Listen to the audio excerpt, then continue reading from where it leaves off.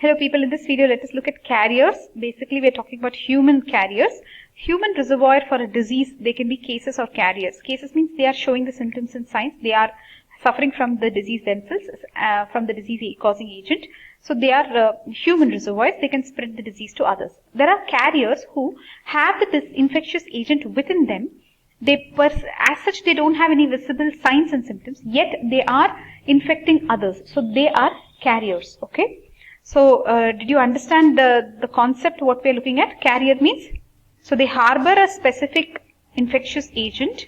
They have absence of recognizable symptoms and signs, and they shed the disease agent via many means, urine, feces, etc.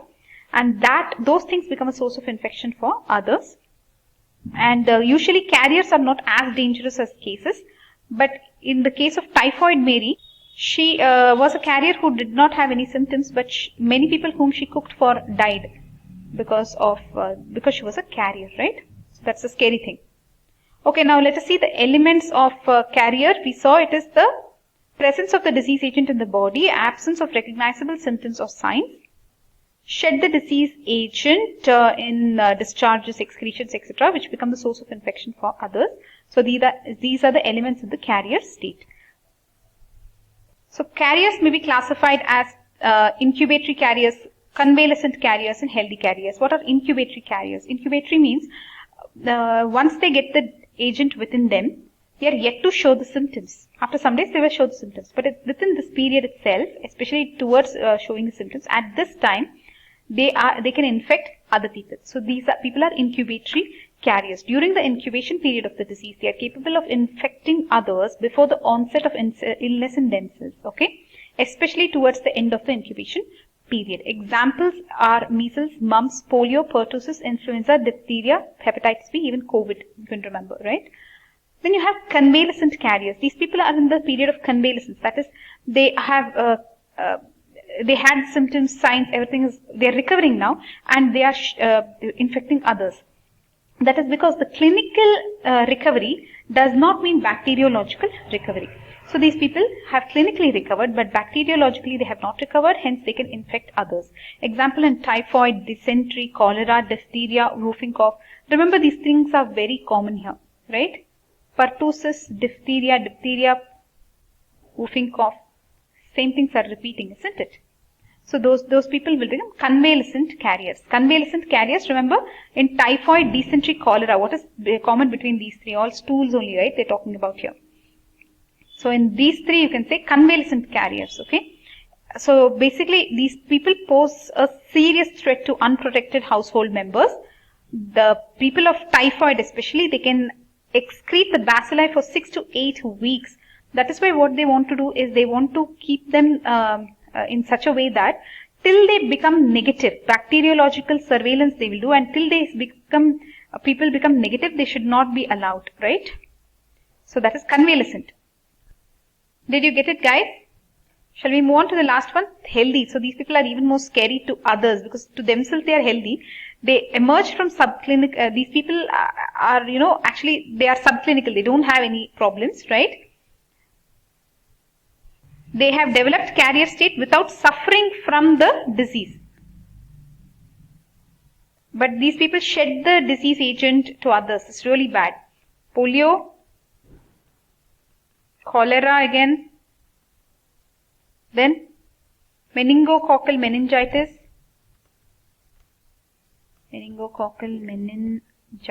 then salmonellosis. This is different from typhoid, isn't it? And diphtheria. Yes, diphtheria is coming in all the three. At least you can remember one example. Diphtheria. I mentioned diphtheria. You have incubatory, convalescent, and healthy. Okay.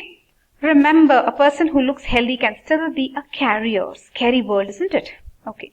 Then there is another scenario also. Some people who have positive tuberculin test, they do not actively disseminate tubercle bacilli. So these people are some kind of good people. They have positive tuberculin test, but they do not actively disseminate tubercle bacilli, and therefore they are not labeled as carriers because they are not spreading it to others. Such good people are also there on earth. Nice. Okay guys, so we are done with this type of carriers. Now let us move to duration. Based on duration, they have some carriers. Let's look at that. Okay, duration.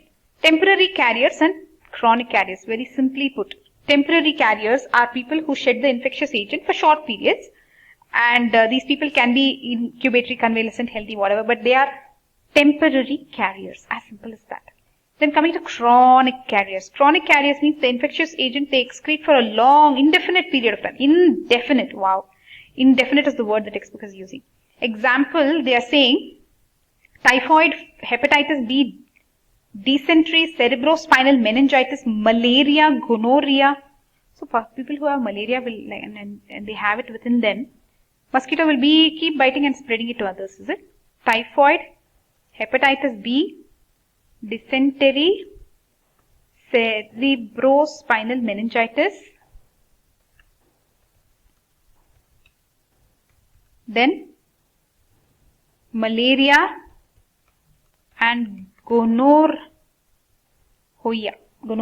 Okay. Can you tell these names? Sometimes you will not remember chronic carriers. For what and all? Typhoid. You remember typhoid, maybe chronic carrier. Hepatitis B, dysentery, cerebrospinal meningitis. Remember malaria, gonorrhea. These things are kind of easy to remember. Malaria. This guy got malaria, and he's chronic carrier. Gonorrhea.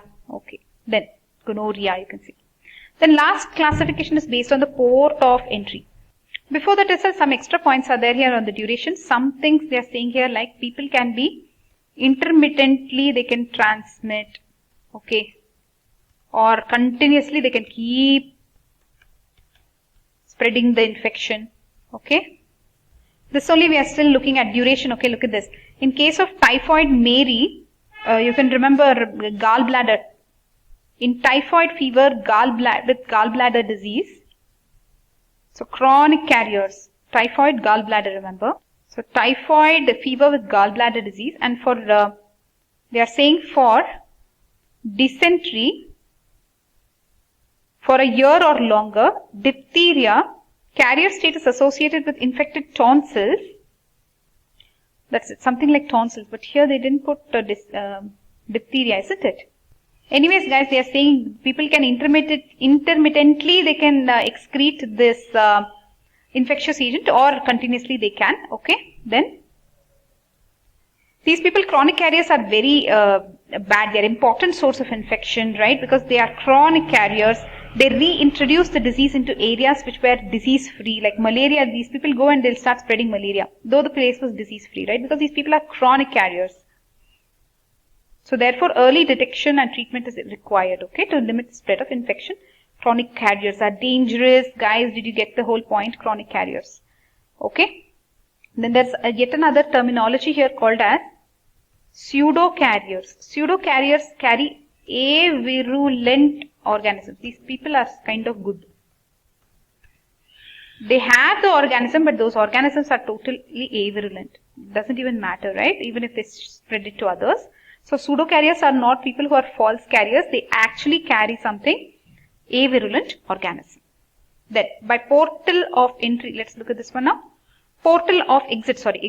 So these people, how are they giving the infectious agent to others? Via urine or via the stools, etc., via intestinal or respiratory, by their respiratory secretions, droplets, etc., or other means. What do you think? Urinary.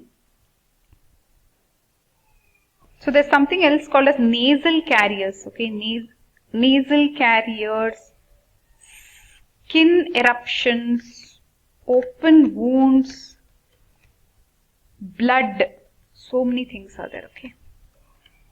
So they can spread the disease via these ports of exit.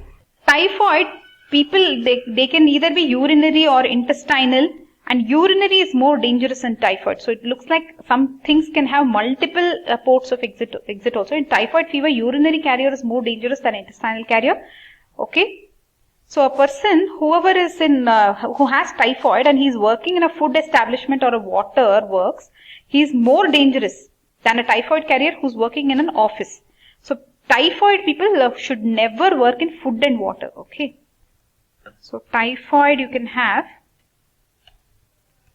urinary or intestinal, and this one is more dangerous. And remember, a typhoid person should never work in food or water works. But if he works in any office, it should be kind of less dangerous. Okay. Where shall we write that point? Here. So just write here. Typhoid carriers,